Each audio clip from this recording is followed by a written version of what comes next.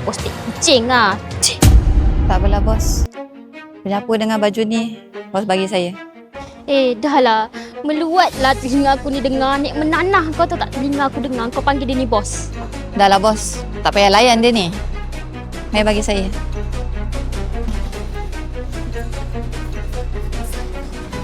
Sama di Pak Aman ke? Jadi tukar sapu. Patutlah. Ji.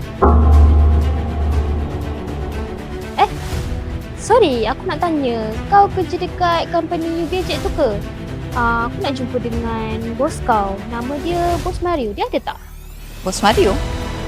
Bos Mario yang tadi tu lah. Hey, come on lah.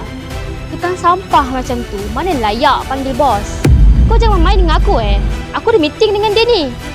Cik, sebenarnya... Bos.